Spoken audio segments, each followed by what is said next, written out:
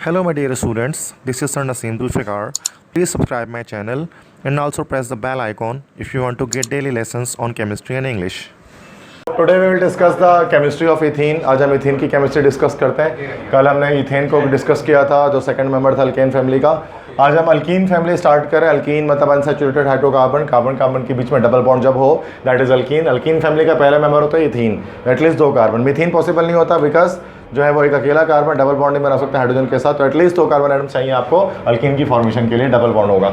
तो इथीन है, carbon carbon double bond उसके अंदर होता है। सबसे पहले इसके इंट्रोडक्शन को हम देखते हैं कि मॉलिक्यूलर फार्मूला क्या होगा इसका। मॉलिक्यूलर फार्मूला ऊपर भी मैंने लिखा हुआ है C2H4। और जब मॉलिक्यूलर स्ट्रक्चर की बात की जाए इसकी, तो कार्बन कार्बन के बीच में डबल बॉन्ड होगा, बाकी कार्बन के 4 वैलेंसी आप सेटिस्फाई कर लोगे, ठीक है, H लगाकर। तो ये हो गया आपके पास structure of ethene. IUPAC name की बात जब आप करो तो IUPAC के लिहाज से इसको हम लोग बोलते हैं इथीन। और अगर हम कॉमन नेम की बात कर लें तो कॉमन नेम में इसको हम लोग कहते हैं इथाइलिन। सो इथाइलिन जो है वो इथीन का कॉमन नेम होता है, ओल्ड नेम है, और न्यू नेम इसका इथीन है, ठीक है। स्ट्रक्चर की जब बात करते हैं तो हाइब्रिडाइज स्ट्रक्चर बनाना होता है। तो अगर हम बात करें कि हाइब्रिडाइजेशन क्या होगी अल्कीन के अंदर, तो चूँकि डबल बॉन्ड है कार्बन कार्बन के बीच में, sp2 हाइब्रिडाइजेशन होगी। और आप जानते हैं कि sp2 हाइब्रिडाइजेशन में हमारे पास जो स्ट्रक्चर आता है वो कैसा आता है भाई, ट्राइगोनल आता है, ट्राइगोनल प्लेनर आता है, और बॉन्ड एंगल कितनी आती है 120 डिग्री, 120 डिग्री की बॉन्ड एंगल आती है, ठीक है। यहाँ पर तब टेलेनोर का सिंबल जिस तरह से होता है, पंखे की पंखड़ी जैसी होती है, वैसा बनाना पड़ता है, ठीक है। तो यहाँ पर आपने कार्बन एक लिया, फर्स्ट कार्बन, ठीक है। उसके बाद ट्राइगोनल में आपने इधर से इस तरह से ले लिया।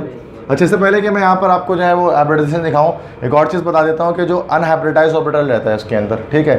देखो कार्बन के इलेक्ट्रॉनिक कन्फिग्रेशन कैसे, कार्बन का एटॉमिक नंबर 6 है, ठीक है ना।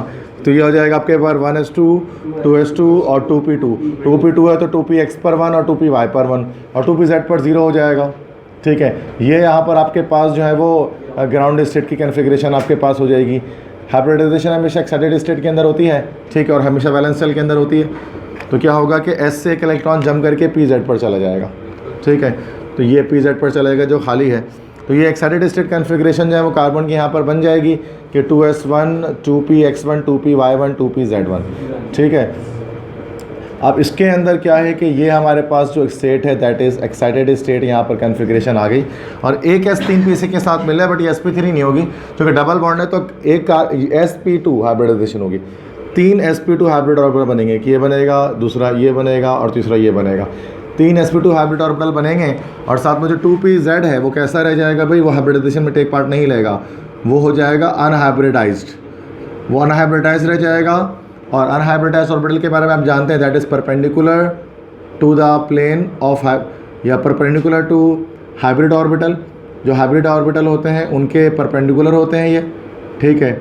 और क्या बनाते हैं, इट मेक्स पाई बॉन्ड, ये बनाते हैं पाई बॉन्ड। पाई बॉन्ड कैसे ओवरलैपिंग से, by parallel overlapping, parallel overlapping से जो है वो ये पाई बॉन्ड बनाएंगे, ठीक है। मतलब ये जो फर्स्ट टाइम हमने बड़े डिटेल में इसको डिस्कस किया था क्या किस तरह से होता है कि ट्राइगोनल प्लेनर स्ट्रक्चर की बात जब हम करें तो वो तो इस तरह से 120 डिग्री बॉन्ड एंगल के साथ आपके पास इस तरह से स्ट्रक्चर जो है वो यहाँ पर इस तरह से बन जाएगा, इस तरह का होता है ना, that is trigonal planar type का होता है, ठीक है, प्लेनर ये sp2। तो अब इसके अंदर क्या है कि अब इसमें जो एक pz है वो इस तरह से इसके जो है वो परपेंडिकुलर रहता है, 90 डिग्री पर रहता है। मतलब ऐसे अगर ये प्लेन है 0 डिग्री पर तो ये 90 डिग्री पर इसका ये आ गया, ठीक है। तो इस तरह से आपस में एक तरफ एक इधर से आकर आएगा कार्बन और दूसरी तरफ से कार्बन आएगा, ठीक है, और इस तरह साथ में जुड़ जाएगा। तो अच्छा यहाँ पर अब क्या चीज़ है कि स्ट्रक्चर जब हम इसको बनाएंगे तो इस तरह से कैसे कि 2 कार्बन बनाना है। तो पहला कार्बन हमने बनाया फर्स्ट कार्बन, ठीक है, और उसके साथ फिर यहाँ पर इसके 3 हाइब्रिड ऑर्बिटल, तो एक ये बन गया, दूसरा ये और तीसरा ये, ठीक है। उसके बाद इसके शॉर्टर लोब्स होते हैं, तो शॉर्टर लोब यहाँ चला गया, एक शॉर्टर लोब उसके यहाँ चला गया, एक शॉर्टर लोब उसके यहाँ चला गया, सही है। तो ये एक sp2 आ गया, ये दूसरा sp2 आ गया और ये तीसरा sp2 हाइब्रिड ऑर्बिटल आपके पास आ गया। और यहाँ पर एक इलेक्ट्रॉन इधर पर है, एक इलेक्ट्रॉन इधर पर, एक इलेक्ट्रॉन इधर पर है, ये कार्बन पहला हो गया। और एक अनहाइब्रिडाइज ऑर्बिटल भी है, अनहाइब्रिडाइज ऑर्बिटल को हम क्या डॉटेड लाइन से शो कर देते हैं, ठीक है। तो ये इस तरह से जो है वो हमने जो है वो डॉटेड लाइन से जो है वो अनहाइब्रिडाइज ऑर्बिटल को शो कर दिया जिसने हाइब्रिडाइजेशन में टेक पार्ट नहीं लिया है, और वो है pz ऑर्बिटल एक इलेक्ट्रॉन के साथ, ठीक है। सेम इसी तरह से दूसरी तरफ से कार्बन भी आप ले लेते हैं, ये दूसरा कार्बन यहाँ पर आ गया, ठीक है, दूसरा कार्बन आएगा और उस तरह से इसके अंदर भी इस तरह से जो है वो 3 ऑर्बिटल्स यहाँ पर जनरेट हो जाएंगे, sp2 3 हाइब्रिड ऑर्बिटल, ठीक है, 1 2 and 3 3 ऑर्बिटल जनरेट हो गए। यहाँ से पहला बॉन्ड बन गया sp2 हाइब्रिडाइजेशन वो ओवरलैपिंग के थ्रू, और ये जो बना इसके सिग्मा बॉन्ड बना कार्बन कार्बन के बीच में पहला, ये जो पहला सिग्मा बॉन्ड, ये वाला सिग्मा, और ये पाई बॉन्ड होता है ना, बाकी सारे सिग्मा बॉन्ड्स हैं, सिंगल बॉन्ड्स। ठीक है, तो यहाँ से फिर एक हाइड्रोजन इधर पे आकर लाकर जोड़ देता हूँ। ठीक है, हाइड्रोजन सिग्मा बॉन्ड से, एक हाइड्रोजन यहाँ लाकर जोड़ दो हाइड्रोजन सिग्मा बॉन्ड से। ठीक है, फिर यहाँ पर भी इलेक्ट्रॉन्स होंगे यकीनन, तो एक हाइड्रोजन यहाँ पर आकर जुड़ जाएगा, फिर एक हाइड्रोजन यहाँ पर आकर जुड़ेगा, तो 4 हाइड्रोजन जुड़ गए आपस में, सारे सिग्मा बॉन्ड के थ्रू जुड़े।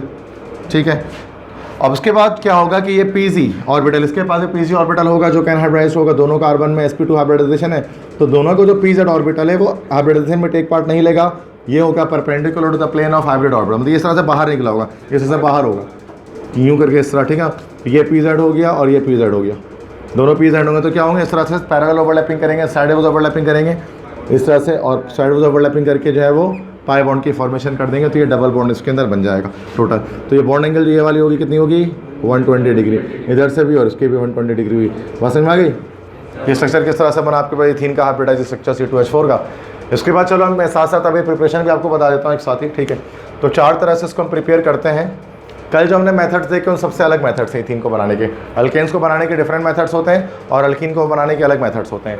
अल्कीन के बनाने के 4 मेथड्स हैं बुक के अंदर, वो हम डिस्कस करेंगे। पहला है by the dehydration of ethanol.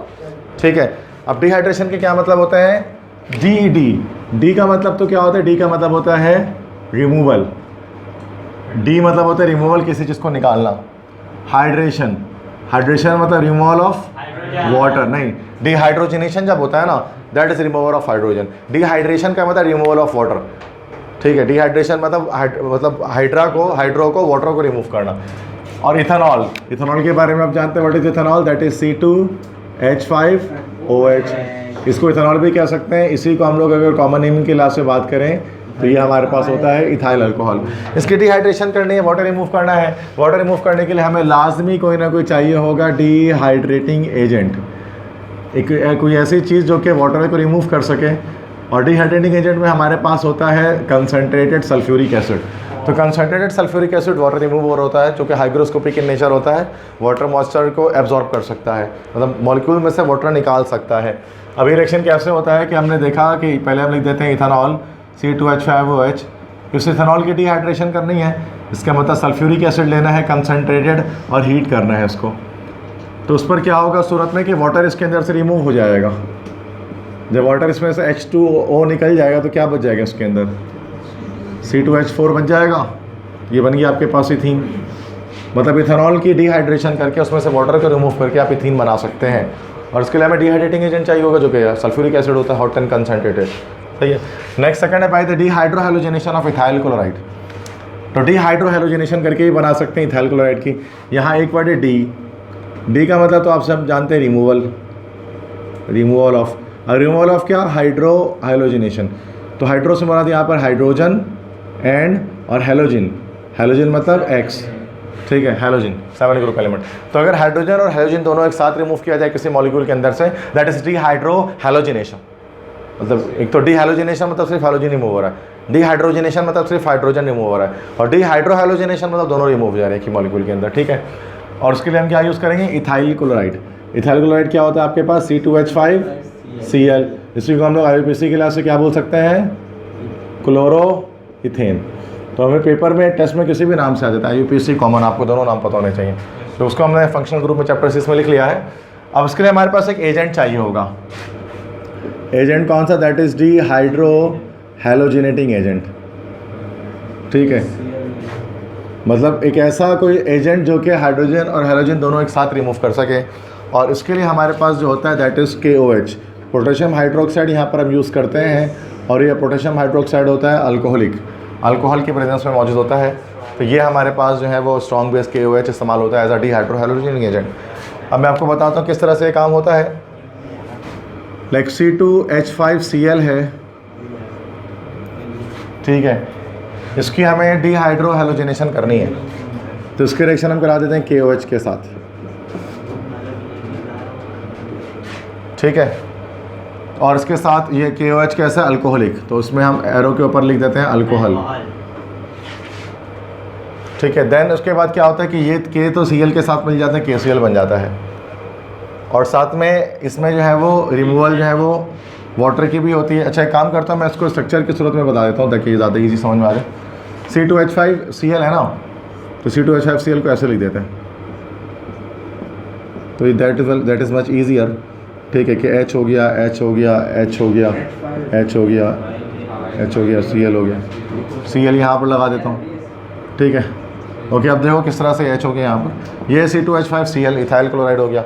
आप देख सकते हैं कि कार्बन चेन के अंदर हैलोजन मौजूद है। ठीक है, तो फंक्शनल ग्रुप यहाँ पर आपको दिख रहा है Cl, this is the functional group here. तो इसके साथ हम रिएक्शन करा देते हैं KOH का, पोटेशियम हाइड्रोक्साइड का। अब KOH जो हम यहाँ पर लेंगे, पोटेशियम हाइड्रोक्साइड जो हम यहाँ पर लेंगे, वो होगा अल्कोहल की प्रेजेंस में। तो एरो के ऊपर आपने अल्कोहल लिख दिया। देन क्या करना है कि इसके बाद फिर अब यहाँ पर देखो चार्जेस किस तरह बनेंगे, K+ होगा, OH- होगा। ठीक है, और उसके बाद Cl, ये वाला बॉन्ड टूटेगा, Cl नेगेटिव हो जाएगा और कार्बन पॉजिटिव हो जाएगा। फिर ये अगला कार्बन का बॉन्ड टूटेगा तो हाइड्रोजन पॉजिटिव हो जाएगा, कार्बन नेगेटिव हो जाएगा। ठीक है, अब उस सूरत में क्या होगा, K जो है वो इस Cl के साथ जो है वो निकल जाएगा और H जो है वो इस OH के साथ निकल जाएगा। तो K जब Cl के साथ निकलेगा तो बन जाएगा KCl, H OH के साथ मिल जाएगा तो वाटर, और जो बच गए यहाँ पर carbon carbon, hydrogen hydrogen hydrogen hydrogen. अभी आप देख सकते हैं यहाँ पर कार्बन कार्बन के बीच में जो है वो 3-3 बॉन्ड बने हुए हैं। 4 बॉन्ड करने के लिए क्या करना पड़ेगा, इसमें डबल बॉन्ड लगा देंगे तो ये बन जाएगा इथीन। तो हमने क्या किया, यहाँ पर इसकी अल्काइल हैलाइड था इथाइल क्लोराइड, इसकी डीहाइड्रोहैलोजिनेशन कर ली है, इसमें से हाइड्रोजन भी रिमूव कर लिया और हैलोजन भी रिमूव कर दिया। समझ में आ गई बात। और KOH के प्रेजेंस में ही होता है, KOH अल्कोहलिक होता है, उसमें वही होता है। थर्ड है उसके बाद डीहाइड्रोजनेशन ऑफ 1,2-डाइक्लोरोइथेन। तो डीहाइड्रोहैलोजिनेशन मतलब रिमूवल ऑफ X, मतलब कहीं से हाइड्रोजन रिमूव कर दो, X रिमूव कर दो, दैट इज डीहाइड्रोजनेशन। ठीक है, अब इसके लिए हमारे पास एक एजेंट चाहिए होगा, दैट इज डीहाइड्रोजनेटिंग एजेंट। कोई ऐसा जो कि क्या कर सके भाई, जो है वो हैलोजन को रिमूव कर सके बस। और हैलोजन को रिमूव करने के लिए हमारे पास जो है वो दैट इज़ जिंक, जिंक मौजूद होता है। जिंक के पास ये प्रॉपर्टी होती है कि जिंक जो है वो हैलोजन को रिमूव कर लेता है। जो मॉलिक्यूल भी मॉलिक्यूल लगे में जो है वो हैलोजन्स होते हैं वो सब रिमूव कर सकता है जिंक। तो ये डीहाइड्रोजनेटिंग एजेंट है। और किससे निकलना है, 1,2-डाइक्लोरोइथेन। ये अपना अल्काइल हैलाइड ही है, मतलब नेमिंग की भी है इसमें, स्ट्रक्चर के लास्ट में मैं स्ट्रक्चर बना देता हूँ। ये कीथेन बनाया 1,2-डाइक्लोरो, 1 पर क्लोरो 2 पर क्लोरो, बाकी हाइड्रोजन। समझ में आ गया। तो दैट इज़ 1,2-डाइक्लोरोइथेन। ये 1 हो गया, ये 2 हो गया। और उसके साथ रिएक्शन कराना है जिंक का। अब देखो ज़्यादा कुछ भी नहीं, मसला है कि ये क्लोरीन है ना, ये दोनों क्लोरीन जो है वो जिंक निकाल देगा। ठीक है, तो ये बन जाएगा ZnCl2 जिंक क्लोराइड, और कार्बन डबल बॉन्ड कार्बन हो जाएगा फिर इसमें भी, चूँकि सबके जो है वो एक एक बॉन्ड बच जाएंगे, दोनों कार्बन के डबल बॉन्ड बना लेंगे। तो आप डीहाइड्रोजनेशन करके भी 1,2-डाइक्लोरोइथेन की आप इथीन बना सकते हैं। Next hydrogenation of ethyne, ethyne की हाइड्रोजनेशन करके भी इथीन की फॉर्मेशन हो सकती है। हाइड्रोजनेशन क्या आप जानते हैं, hydrogenation is actually addition of hydrogen, hydrogen को ऐड करना किसी मॉलिक्यूल के अंदर। इथाइन, इथाइन क्या होता है आपका C2H2, इस पर आप हाइड्रोजन ऐड कर दो। और आपको पता है कि हाइड्रोजनेशन कैटलिस्ट हमारे पास निकल, प्लैटिनम, पैलेडियम तीनों में से कोई एक होता है, और उसको हम जो है हाई टेम्परेचर पे ही कर लेते हैं। ठीक है, निकल रेनिस कैटलिस्ट कहलाता है, जो ज़्यादा कॉस्ट एफिशिएंट होता है, सस्ता भी पड़ता है। तो C2H2 में एक और हाइड्रोजन ऐड हो गया तो क्या बन गया भैया, ये बन गया C2H4। और C2H4 क्या होता है, इथेनॉल। समझ में आ गया सारे प्रिपरेशन, दैट्स इट।